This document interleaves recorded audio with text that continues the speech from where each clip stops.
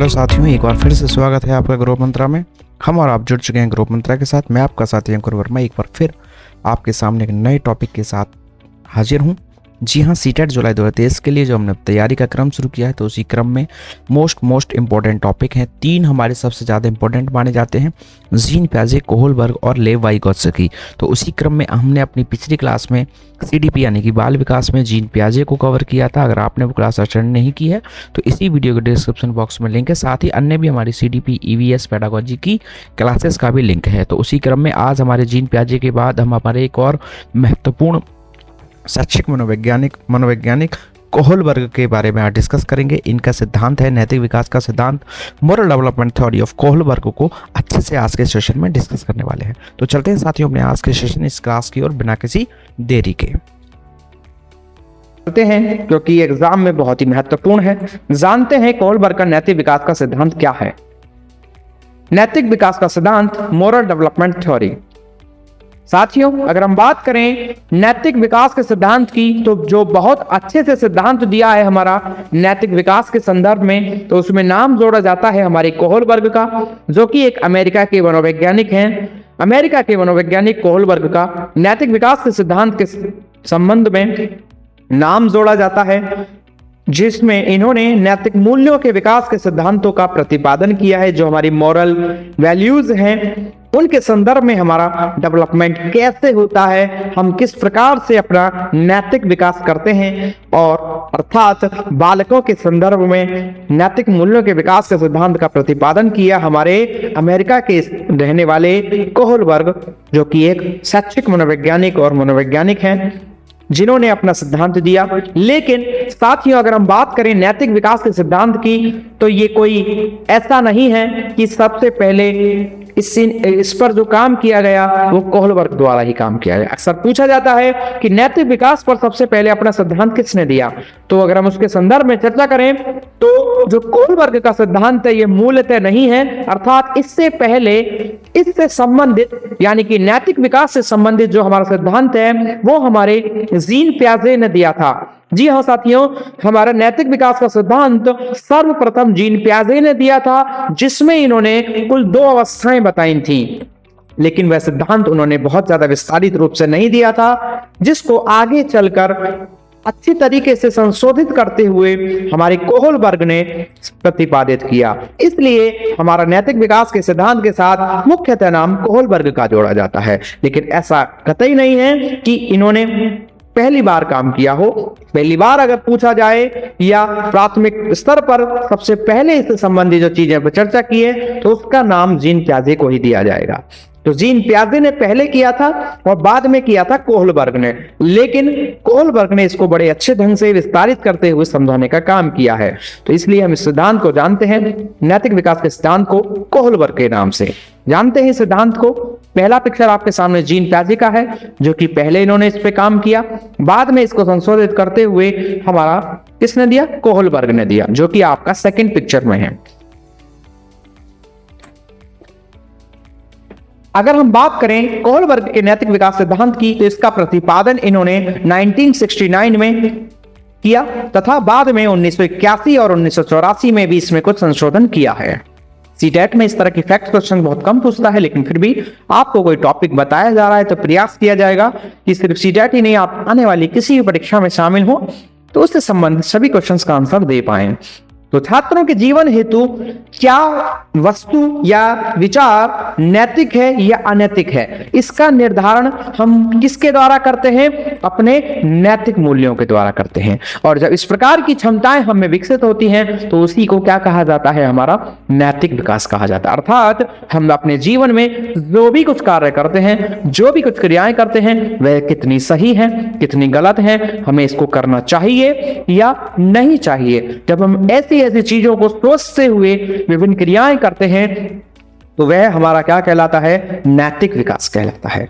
और ये सब चीजें हम किस आधार पर करते हैं, अर्थात हम अपने नैतिक मूल्यों के आधार पर करते हैं।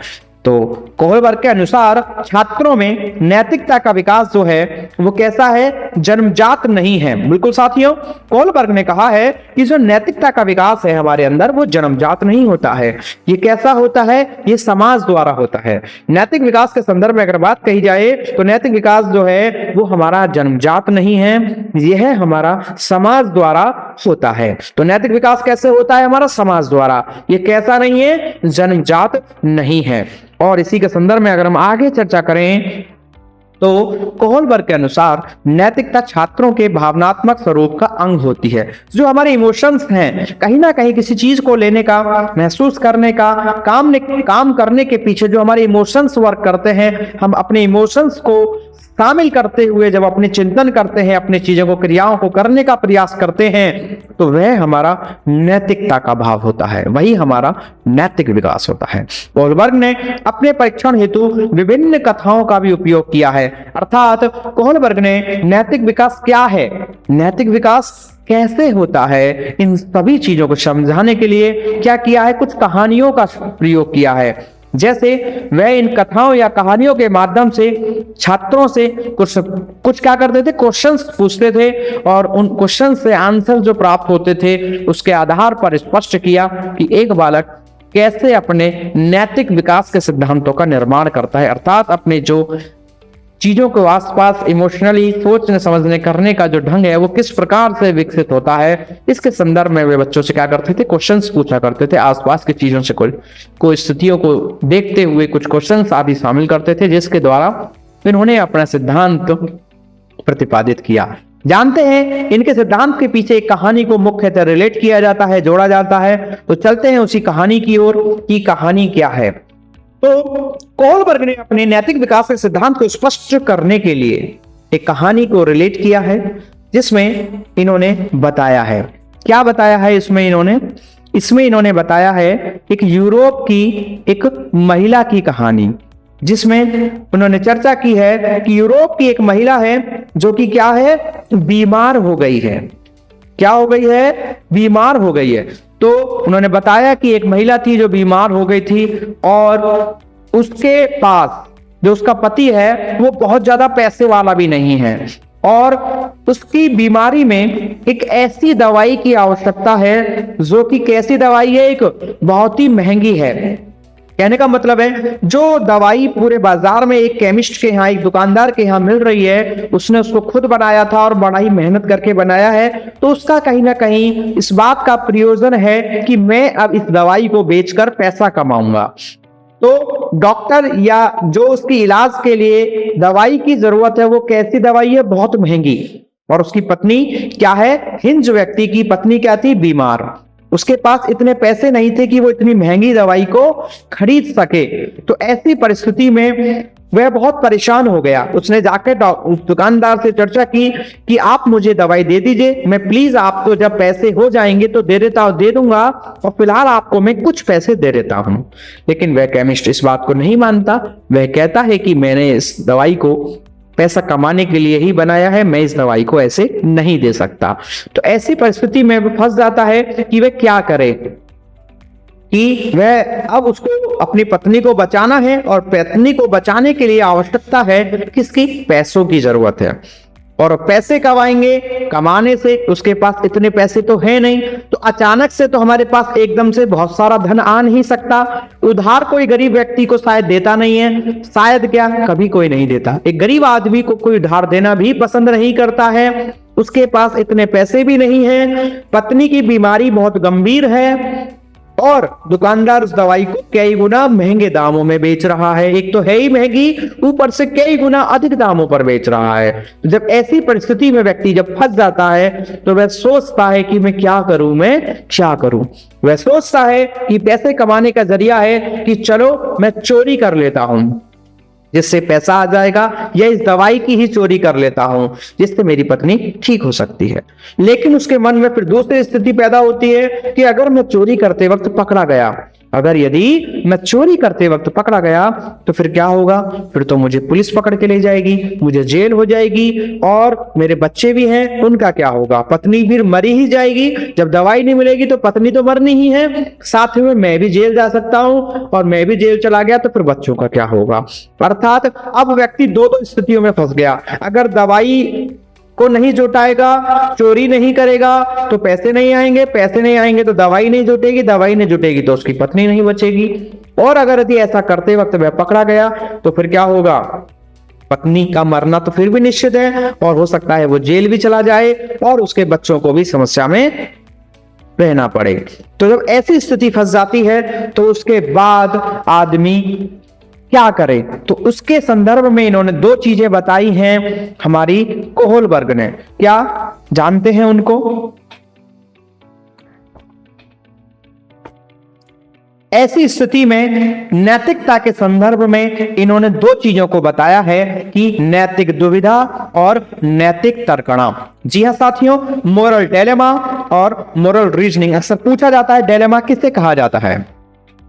तो अकॉर्डिंग टू कोहलबर्ग उन्होंने नैतिक विकास के संदर्भ में दो तथ्यों पर चर्चा की है, एक नैतिक दुविधा और एक नैतिक तर्कणा। अब ये क्या है दोनों जानते हैं? नैतिक दुविधा का मतलब है कि कोहलबर्ग के अनुसार कभी कभी हम सही और गलत के मध्य निर्णय लेने में जिन दुविधाओं या समस्याओं का सामना करते हैं, अर्थात हम बुरे नहीं हैं, हम आंतरिक रूप से बुरे नहीं हैं, हम बुरा कुछ करना भी नहीं चाहते, लेकिन कभी कभी हम सही और गलत में से किसी एक को चुनने के लिए मजबूर हो जाते हैं। तो ऐसी स्थिति को नैतिक दुविधा कहा है, अर्थात हम आंतरिक रूप से ऐसे नहीं हैं लेकिन फिर भी हम सही या गलत में से किसी एक को चुन रहे हैं। बल्कि वैसे बात की जाए तो सामान्यतः हमें सही को ही चुनना चाहिए, लेकिन कभी कभी ऐसी परिस्थितियां भी फंसती हैं कि हमें गलत को भी सोचना पड़ता है, गलत के बारे में भी विचार करना पड़ता है। तो जब हम सही और गलत इन दो परिस्थितियों के बीच में फंस जाते हैं, इनके बीच में हमें दुविधाएं होती है, हमें समस्या होती है, तो उसे ही अकॉर्डिंग टू कोहलबर्ग नैतिक दुविधा कहा गया है। अब उसके सामने नैतिक दुविधा क्या थी कि अगर वह चोरी नहीं करेगा तो क्या होगा, पत्नी मर जाएगी। अब वह सोच रहा है कि अगर मैं चोरी नहीं करूंगा तो पत्नी मर जाएगी, और अगर उसने चोरी की तो पुलिस पकड़ कर ले जाएगी और जेल में बंद कर देगी।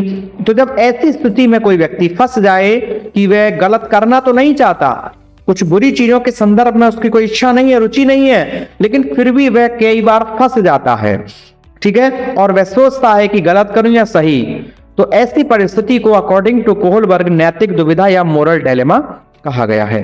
वहीं दूसरी परिस्थिति नैतिक तर्कणा है। नैतिक तर्कणा क्या है? जब दो विचारों के मध्य हम सोचते हैं, अपने तर्क लगाते हैं कि सही और गलत में से किसी एक का चयन जो किया जाए वो किसका चयन किया जाए, तो उसको कहा जाता है नैतिक तर्कणा। जैसे कि उसने सोचा कि अगर यदि मैंने चोरी नहीं की तो पत्नी मर जाएगी, और इस प्रकृति में कोई भी व्यक्ति एक बार मरने के बाद कभी जिंदा नहीं होता, वह दोबारा कभी लौट कर नहीं आता, तो ये मेरे लिए बड़ी दुख की बात है। फिर उसने सोचा अगर यदि मैं चोरी कर भी लूं, सक्सेस हो गया, तो हो सकता है कि कोई दिक्कत ही ना हो, मैं सक्सेस हो जाऊं।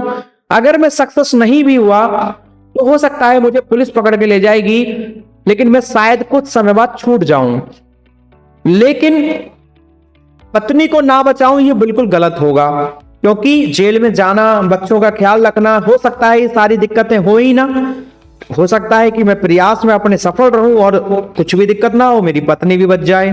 तो वह गलत नहीं करना चाहता था, लेकिन वो विभिन्न परिस्थितियों के कारण, परिस्थिति के कारण में क्या किया उसने, अंत में यह निश्चित किया कि वह क्या करेगा, चोरी करेगा। क्यों? चोरी करना उसको ज्यादा सटीक लगा, उचित लगा, क्योंकि लगा अगर मैं सक्सेस हो गया तो सारी समस्याएं एक बार में हल होंगी, अगर सक्सेस भी नहीं हुआ तो कम से कम मैं क्या कर पाऊंगा, अपनी पत्नी को बचाने का प्रयास तो कर पाऊंगा। हो सकता है जेल से छूट जाऊं बाद में, ज्यादा समय तक दिक्कतें ना रहें, लेकिन अगर पत्नी मर गई तो फिर और भी ज्यादा समस्याएं होंगी।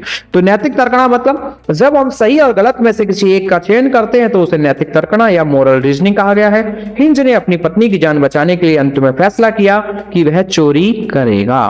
तो यह इनके कहानी के अनुसार है दो चीजें, नैतिक दुविधा और नैतिक तर्कणा। एक बार दोबारा से इसको रिपीट करेंगे शॉर्ट में ताकि क्लियर हो सके। तो एक बार क्या हुआ, यूरोप की एक महिला थी जो कि बीमार थी, जो मौत और जिंदगी के बीच में लड़ रही थी। उसके पति का नाम हिंस था।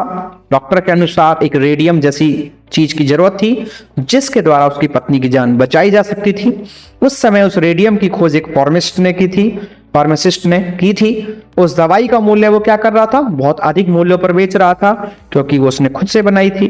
वह उस रेडियम या उस दवाई के निर्माण में लगे धन से 10 गुना अधिक धन ले रहा था या कमाई करने का प्रयास कर रहा था, जिस कारण से उस औरत का पति हिंज उसे दवाई को खरीदने में असमर्थ था।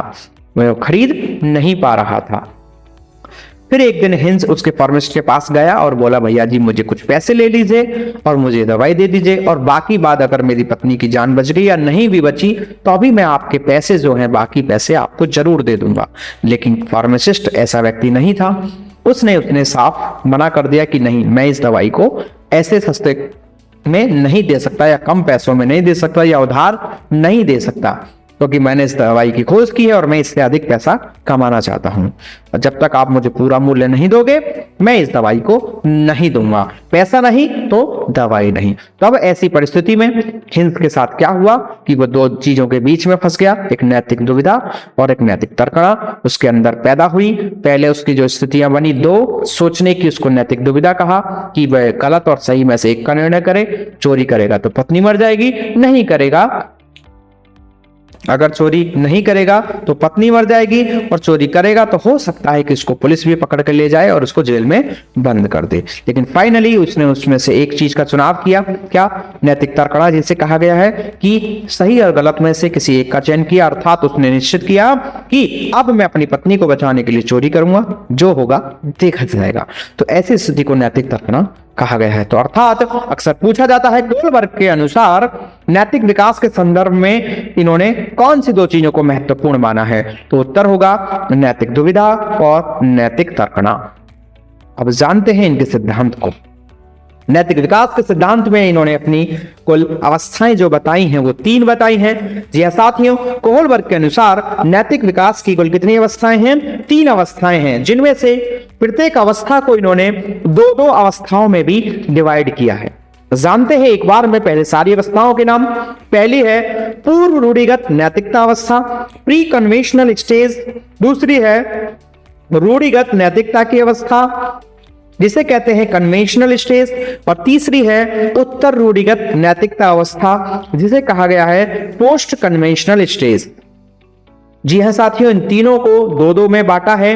पहली को प्री कन्वेंशनल स्टेज को दंड और आज्ञा पालन की अवस्था कहा है, और दूसरी है इसमें आत्माभिरुचि और प्रतिफल अभिमुखता की अवस्था। कन्वेंशनल स्टेज को अच्छा लड़का या अच्छा लड़की बनने की आशा की उम्मीद की अवस्था, और कानून एवं व्यवस्था उन्मुखता अवस्था कहा है। और पोस्ट कन्वेंशनल स्टेज को 2 में बांटा है, सामाजिक समझौते की अवस्था और सार्वभौमिक या विवेक की अवस्था। साथियों, इनके नाम अंग्रेजी में थोड़ा बहुत डिफरेंस हो जाते हैं, इसलिए इंग्लिश में नाम जरूर याद रखेंगे। हिंदी में इसके नाम कुछ डिफरेंस हो जाते हैं, अंतर शब्दों का मिल जाता है, इसलिए हम जब इनको अभी पर्टिकुलर आगे अभी समझेंगे तो वहां आपको हिंदी अंग्रेजी दोनों के नाम सुनने को मिलेंगे। तो याद रखेंगे, पहली है प्री कन्वेंशनल स्टेज 4 से 10 वर्ष, दूसरी है कन्वेंशनल स्टेज 10 से 13 वर्ष, और तीसरी है पोस्ट कन्वेंशनल स्टेज 13 वर्ष से अधिक। लेकिन बात करेंगे साथियों, अगर आपने थोड़ा सा ध्यान दिया हो तो 0 से 4 वर्ष तक का तो कहीं शामिल ही नहीं किया गया है। जी हाँ बिल्कुल, देखिए आप 4 से स्टार्टिंग की जा रही है, इससे पहले तो कुछ बात ही नहीं की गई है, बाकी सभी लोग 0 से बात करते आए हैं। तो इसके पीछे कारण साथियों यह है कि आपने विशेषताएं भी पढ़ी होंगी, मेरे द्वारा आपको विभिन्न अवस्थाओं की विशेषताएं भी कराई गई हैं।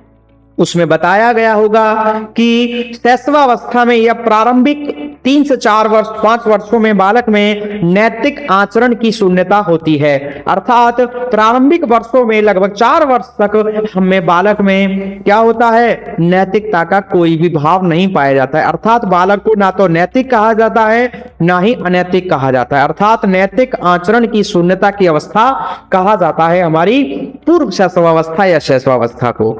तो इसलिए उसका इसमें कोई जिक्र नहीं किया गया है, 4 वर्ष से सीधे चर्चा की गई है। जानते हैं इन तीनों अवस्थाओं को डिटेल में, एक बार और देख लेते हैं कैसे ये काम करती हैं। सबसे पहले अवॉइडिंग पनिशमेंट के लिए बालक काम करता है, फिर सेल्फ रेस्पेक्ट के लिए, फिर गुड बॉय गर्ल और गुड बॉय और गुड गर्ल एटीट्यूड के लिए, फिर लॉ एंड ऑर्डर मॉरलिटी के लिए काम करता है, फिर सोशल कॉन्ट्रैक्ट और लास्ट में फिर प्रिंसिपल्स मेकिंग के लिए काम करता है। इस प्रकार से उसका नैतिक विकास होता है अकॉर्डिंग टू कोहलबर्ग।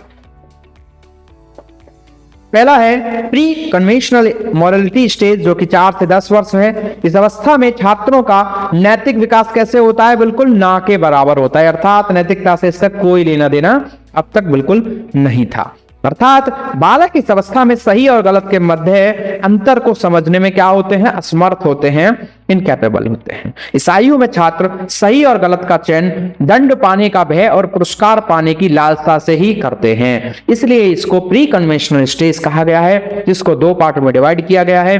पहला है दंड और आज्ञा का पालन, पनिशमेंट एंड ओबीडियंस। जी हां साथियों, प्री कन्वेंशनल स्टेज का पहला है दंड और आज्ञा का पालन, पनिशमेंट एंड ओबीडियंस। इस प्रकार छात्र सही गलत के मध्य के अंतर का चयन उनके प्रति दूसरे के व्यवहार के अनुसार करते हैं। इस अवस्था में बालक कैसे अंतर करते हैं? सही गलत का दूसरों के व्यवहार के अनुसार करते हैं। अर्थात अगर वह गलत कार्य करते हैं तो उनके घर वाले उनको दंड देते हैं, और अच्छा काम करते हैं तो उनकी तारीफ करते हैं, पुरस्कार। अर्थात वह जो हमारे नैतिक विकास से संबंधित जो भी बिहेवियर है, वो बालक जो है हमारा अकॉर्डिंग टू कोहलबर्ग अपनी प्रारंभिक अवस्था में सबसे पहले शुरुआत में उन चीजों का चयन, उन चीजों को अपनाने का तरीका किस कारण होता है कि इससे उसको दंड तो अभी नहीं मिलेगा, या अच्छा करेगा तो उसको तारीफ या पुरस्कार मिलेगा। तो शुरुआत जो होती है बालक के नैतिक विकास की, वो किस आधार पर होती है? दंड से बचने या पुरस्कार या तारीफ पाने के रिगार्डिंग। दूसरा है इसी अवस्था में आत्म अभिरुचि और प्रतिफल अभिमुखता, self aptitude and reward attitude. बिल्कुल इस अवस्था में जैसे ही वो पहले तो दंड से बचने के लिए और प्रशंसा कराने के लिए कर रहा था, अब वो क्या करता है? रुचि के अनुसार आज्ञा का पालन करते हैं। अर्थात वे कार्य अधिक करते हैं जिससे कार्य को करने से उनको अधिक फल प्राप्त हो। बिल्कुल अब वो अपने आसपास के लोगों के नियमों को अपनाने का जो प्रयास कर रहे हैं, नैतिकता के संदर्भ में जो भी चीजें उनको अपना रहे हैं, किस आधार पर अपना रहे हैं? कि जिससे उनको ज्यादा से ज्यादा फल प्राप्त हो सके। जैसे पिताजी ने कहा इसकी हेल्प कर दो, तो वो नहीं करेगा। फिर बताया गया अगर तुम नहीं करोगे तो ये भी तुम्हारी आगे चलकर हेल्प नहीं करेगा, अगली बार ये भी तुम्हारा काम नहीं करेगा। तो जब ऐसी स्थिति बन जाए, बालक फिर इसलिए उन चीजों को अपनाना शुरू करे, तो उसी को कहते हैं self aptitude and reward attitude. मतलब अगर मैं करूंगा तो शायद वो भी मेरे लिए करेगा, कहीं ना कहीं मेरा इसमें फायदा है। इस कारण से जब बालक किसी व्यवहार को अपनाने लगे, ग्रहण करने लगे, तो उसी को कहा गया है self aptitude and reward attitude. तो पहले उसका कैसा एटीट्यूड था? इन बातों को लेकर था कि उसे कैसी बार दंड से बचना है या पुरस्कार या सम्मान मिल जाए, थोड़ा सा प्रशंसा हो जाए। अब वो चाहता है कि मुझे ज्यादा से ज्यादा कुछ फायदा हो, तब मैं इन चीजों को करूंगा, या इन चीजों के लिए वो अपना नैतिकता का व्यवहार विकसित करता है। तो ये था प्री कन्वेंशनल स्टेज, जिसके 2 पार्ट थे।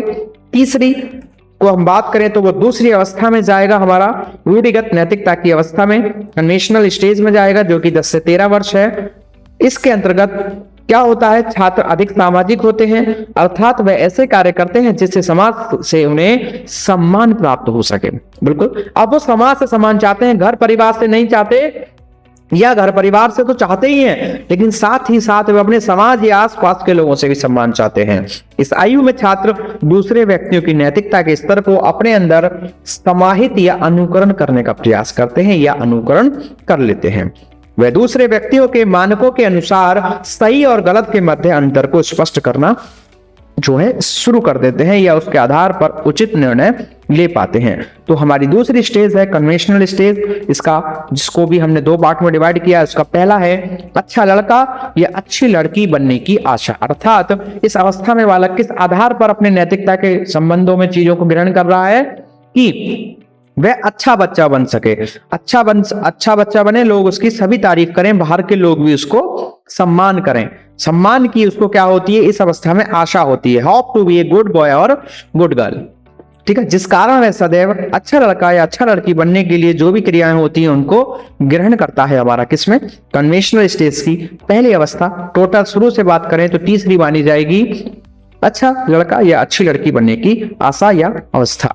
कन्वेंशनल स्टेज का पहला पार्ट, इसमें बच्चा किस लिए ऐसे नियमों को अपना रहा है, ताकि वह समाज में अच्छा बन सके, उसकी लोग तारीफ करें, घर परिवार के ही नहीं बाहर के लोग भी तारीफ करें।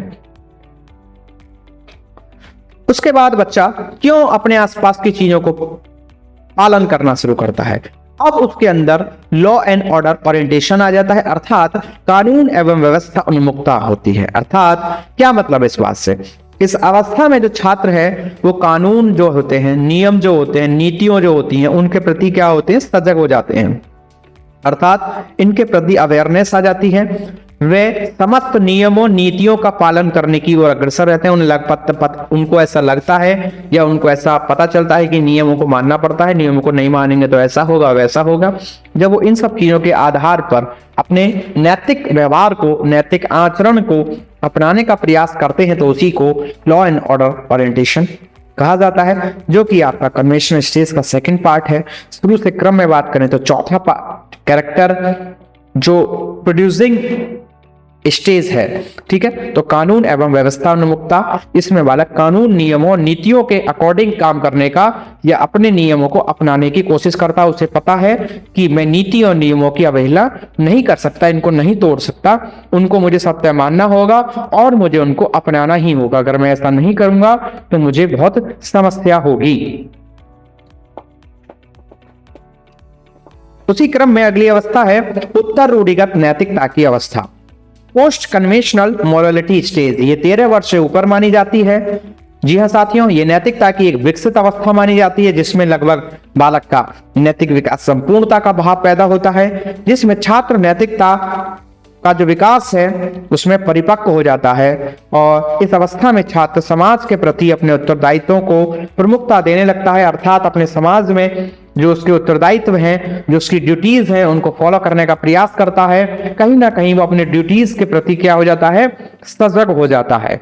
तो पोस्ट कन्वेंशनल स्टेज तीसरी स्टेज है, जिसमें को भी 2 पार्ट में डिवाइड किया गया है। तो चलते हैं उसकी पहली स्टेज में, और कुल मिलाकर बात करें तो ये 5वीं होगी।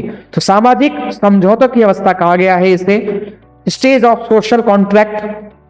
बिल्कुल साथियों, इस अवस्था में छात्र समाज के नीति नियमों को अपनाने लगता है, समाज के प्रति अपने व्यक्तित्व एवं व्यवहार में उचित परिवर्तन करने लगता है। उसे पता है कि मुझे अपने व्यवहार में कुछ चीजें चेंज करनी पड़ेंगी, अपने व्यक्तित्व में कुछ चीजें सुधार करना पड़ेगा, जिसके कारण मैं अपने जीवन को तभी अच्छे से चला सकता हूं। ये हमारे इस समय उसको लगता है कि ये सारी चीजें इस समय करने के लिए बहुत ज्यादा आवश्यक हैं। तो कोलबर्ग के सिद्धांत के इस चरण के अनुसार छात्र पूर्ण रूप से सामाजिक कार्यों के प्रति उत्तरदायित्व हो जाता है और अपने अंदर उनको समाहित करने का प्रयास करता है, अपनाने का प्रयास करता है, अर्थात वो सामाजिक यानी कि समाज के साथ समझौते करने का कार्य जो है इस अवस्था से शुरू कर देता है।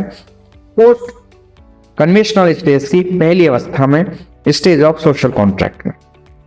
और कोलबर्ग के अनुसार तीसरी अवस्था का दूसरा यानी कि टोटल कंप्लीट छठा और लास्ट, इसको कहा गया है सार्वभौमिक या विवेक की अवस्था, यूनिवर्सल और concessions stage.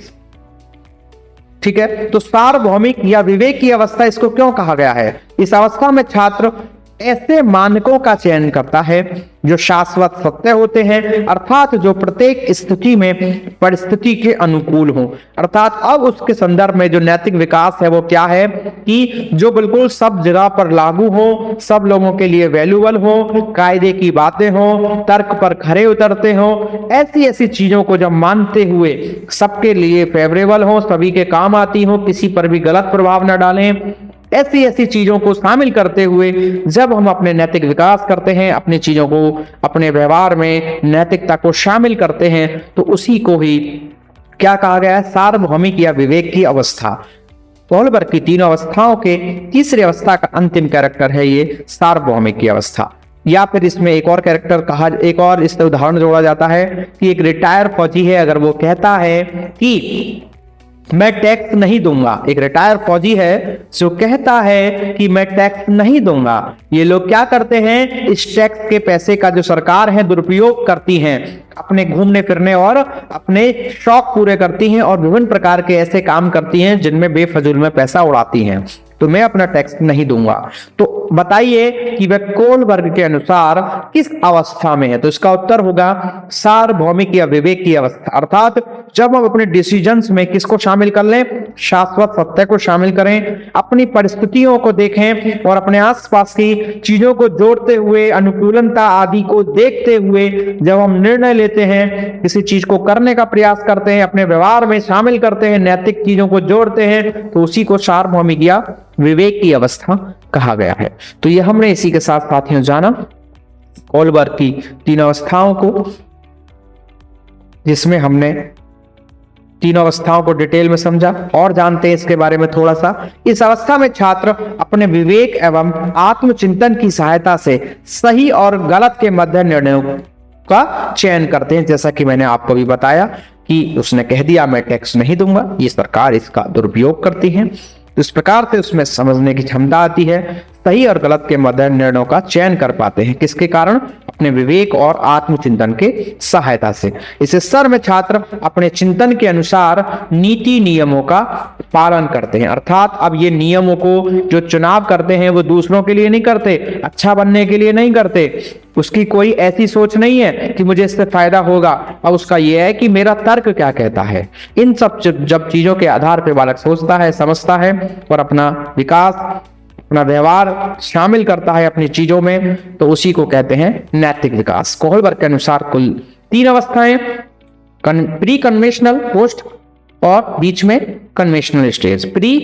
Conventional stage, conventional stage और पोस्ट कन्वेंशनल स्टेज, जो 4 से शुरू होकर 10 और 10 से 13 और 13 से अधिक, जिनको टोटल 6 स्टेजेस में डिवाइड किया। एक बार शॉर्ट में इनको देख लेते हैं। पहले स्टेप में क्या था? बच्चा क्या चाहता था? पनिशमेंट एंड ओबीडियंस ओरिएंटेशन था। पनिशमेंट से बस बचना चाहता था और उसको जो पुरस्कार मिल जाए या प्रशंसा हो जाए, इसलिए वो ऐसे व्यवहार को अपना रहा था। दूसरे स्टेप में क्या किया उसने? Native hedonism, comfort and to get reward and to have favours return. ठीक है, तो चाहता है कि मैं कुछ करूं तो मुझे बदले में भी कुछ मिलना चाहिए। जब ऐसा भाव पैदा हो तो वो अकॉर्डिंग टू कोहलबर्ग स्टेप 2 है। जब तीसरा स्टेप, जहां पर बालक अच्छा बनने के लिए समाज में अपने आसपास के लोग, हर लोग उसकी तारीफ करें, उसको सम्मान दें, ऐसे भाव के कारण उन व्यवहारों को अपनाए, तो वो स्टेप 3 है। स्टेप 4 है confirm to avoid insurance by authorities, यानी कि जो भी नियम है उन सब चीजों के अनुसार उनको करने की कोशिश करना। और स्टेप 5 है confirm to maintaining communities emphasis और इंडिविजुअल राइट्स, जो प्रत्येक व्यक्ति का अधिकार है उनका कहीं भी उल्लंघन ना हो, सब अपने कर्तव्यों को ध्यान में रखे, अधिकारों को ध्यान में रखे। इन सब चीजों के आधार पर जब बालक व्यवहार करता है नैतिकता से संबंधित, तो उसको स्टेप 5 कहा गया है। और स्टेप 6 जहां पर वो खुद से अपने प्रिंसिपल्स को बनाता है on the basis of thinking, अपने चिंतन के आधार पर जब चीजों को बनाने या करने का प्रयास करता है, उसको कहते हैं स्टेप 6 को उसमें जोड़ा गया है या माना गया है। तो साथियों, आज की क्लास में सिर्फ इतना ही। उम्मीद है कि आपको आज की क्लास अच्छे से समझ में आई होगी। अगर आपको आज का सेशन अच्छा लगा तो वीडियो को लाइक करें एंड शेयर करें। वैसे आपके हमें कमेंट्स मिल रहे हैं बराबर, और कुछ बच्चे व्हाट्सएप के माध्यम से भी कनेक्ट हो रहे हैं और वहाँ पर आकर के कमेंट कर रहे हैं और अपनी बातें बता रहे हैं। तो हालांकि माहौल सकारात्मक है, आपको चीज़ें समझ में आ रही हैं, लेकिन फिर भी अगर आपको कुछ कमी लगती है, कोई आपका सुझाव है, तो आप कमेंट कर सकते हैं, या आप टेलीग्राम या व्हाट्सएप के माध्यम से जुड़कर अपनी बात हमसे शेयर कर सकते हैं। हम बिल्कुल उसमें सुधार करने का या जो भी चीज़ें हैं उनको और अच्छे से करने का प्रयास करेंगे। साथ ही साथ कुछ बच्चों का सवाल है कि हमें इन टॉपिक्स की PDF कैसे मिलेगी, हमें अगर हार्ड कॉपी या सॉफ्ट कॉपी चाहिए तो वो कैसे मिलेगी। तो इसके लिए आप इसी वीडियो के डिस्क्रिप्शन बॉक्स में व्हाट्सअप नंबर दिया हो, वहाँ पर अपने नाम से मैसेज छोड़ें और अपना क्वेश्चन छोड़ें या PDF लिख कर छोड़ दें। हम उसके बारे में आपको जानकारी दे देंगे और आपको PDF प्रोवाइड कराने का तरीका बता देंगे। तो चलते हैं साथियों, मिलते हैं आपसे अपनी अगली क्लास में अपने एक नए टॉपिक के साथ। तब तक के लिए आप इसी प्रकार बने रहें, पढ़ते रहें, सीखते रहें। Thanks for watching. Don't forget to like and share the video. Please subscribe the channel.